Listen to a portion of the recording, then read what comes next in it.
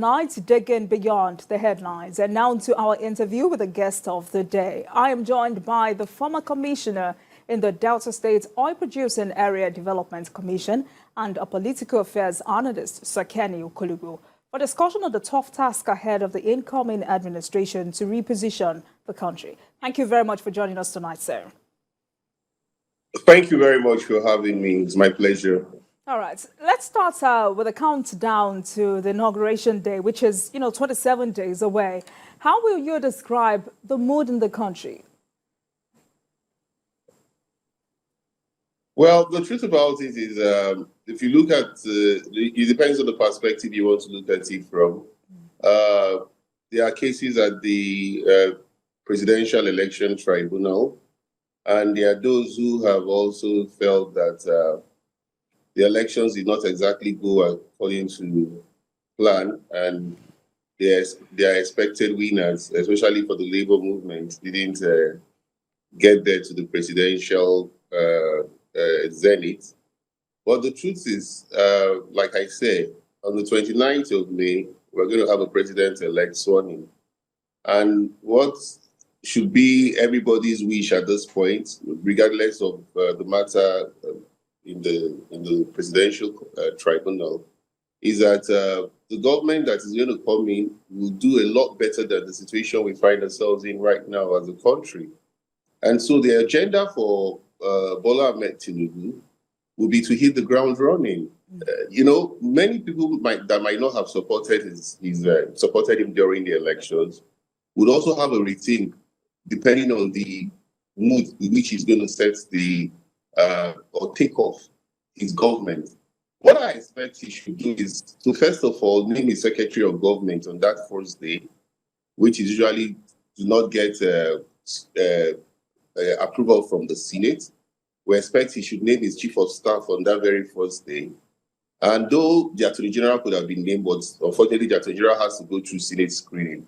But those two key appointments are most likely new service chiefs, if he can go that hall, would, give Nigerians a lot of confidence on that first day, on the 29th of May. All right. So how then will you advise the incoming administration to begin the process of national redemption? What I think Bola Ahmed Tinubu should do at this stage is look beyond just the APC. A lot of people have seen what he did in Lagos State. He interviewed me. I'm in Lagos State for now. And one thing you can't take away from him is that he brings in a lot of technocrats. And he showed that much when he was in Lagos, when he was the governor of Lagos State. And the succeeding governments in Lagos State have also been warned that you cannot, no matter how he felt he was maybe biased with his speak, you cannot fault the governance from those administrations so far. And so what I think he should do is that he should, first of all, set up a National Reconciliation Committee, a National Reconciliation Committee to heal the wounds of the past elections. But his appointments will go beyond just the APC. That way he will also suit a lot of nerves and reach out to those who he thinks are capable to move this country forward. Well, at a time where the economy is very bad, you must agree that inflation is over double digits and threatening to go beyond a threshold where it might not be able to handle it. Unemployment is at 33%. And if you look at the Naira, it is not actually stabilized. It's at 750, 735, which is the parallel market. The official exchange rate is at 465. And he's coming from a party where the promise of his party has been questioned by Nigerians in terms of success in security, success in economy, success in also the fight against corruption.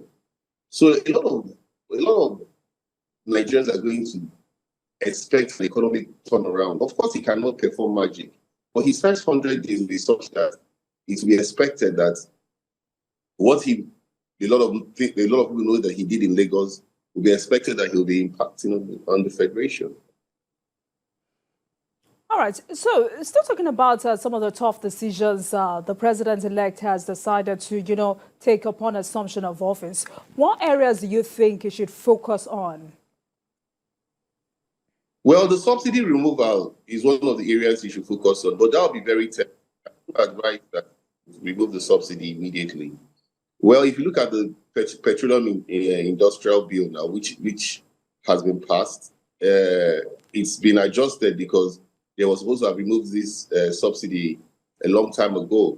But saddling him with the issue of subsidy might be quite tempting so early in his government because the labor movement and the way prices will skyrocket, you might be sending a very wrong signal. But what I think he should do at this material point in time to drive down the inflationary trend that we are experiencing is to, first of all, have a Minister of Finance that will be all-encompassing, because that is a very key area. And also have an Attorney General who would also be one that will be very dispassionate beyond just playing politics. These very two key ministries will be able to fashion out programs and bring out programs that will be able to go beyond just these social security programs of the former government. Sorry, I'm already referring to it as the former government. Sorry, of the government that he's going to take over from, and show up the GDP, the gross domestic products of Nigerians. And by the time the GDP is being shot up, we'll start getting beyond just being an import, a country that is dependent on imports and on a mono economy, to one that will have to start exporting. Because if you leave consumption to production, the economy is going to grow. You will actually earn forex. And that is exactly what grows a country, and not by printing currencies. All right, so let's start a bit on the issue of fuel subsidy removal, which obviously is a delicate one, and the president-elect has promised to remove. What impact do you think this will have on the country? Well, that is why I said I'm happy you used the word delicate. He shouldn't remove it immediately. First, there must be measures he would have put in place before removing the fuel subsidy. He must increase salaries. There must be social investment programs that would, lift our youths. 33% is, to me, is not even the figure of unemployed youths. It's more than 33%.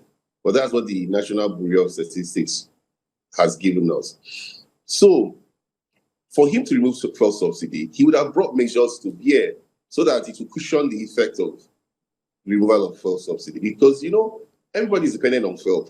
Power is not stable in this country. Most people do not depend on diesel for their generators. They use their better pass my neighbor, as they say, it's generators and other types which are dependent on fuel. So fuel is not only used for cars in Nigeria. And so by the time you remove fuel subsidy, it's going to affect the prices of goods. And it's also going to affect the prices of services. By the time transporters increase, by the time people are increasing the prices of their perishable goods, you will find that the economy will be shaky. I might be almost going again at a level which we would have a negative GDP. And once you have 3 negative GDPs, you know what that means. You're going into a recession. And so those are the areas I expect the president-elect to carefully analyze and assess before removing the fuel subsidy. All right, so clearly you're on the side of those who have said the first subsidy removal should be in phases. But then I'm sure you know that organized labor has continued to discourage subsidy removal. How can we achieve unanimity on this issue? I believe the way we can achieve unanimity will be by negotiations. Well, the organized labor is right, just like I rightly said. When you have negotiations, and you put all your cards on the table, and everybody now agree that, we must actually now remove fuel subsidy, you will find that you have looked at it from all the perspectives, and you have been able to look at the pros and the cons. And then Nigerians will have debated it, even if it means going around the 6 geopolitical regions to sell your program, your alternatives to fuel subsidy. It's something that has to go eventually for subsidy, which is the truth. Because if you look at the amount that is used in subsidizing fuel and the alleged corruption that has gone with it. You cannot have a country continue this way. So then you will now sit in the comfort of, or you be in your comfort zone. And when you're removing fuel subsidy, you will not have the kind of agitations that will come if you do that.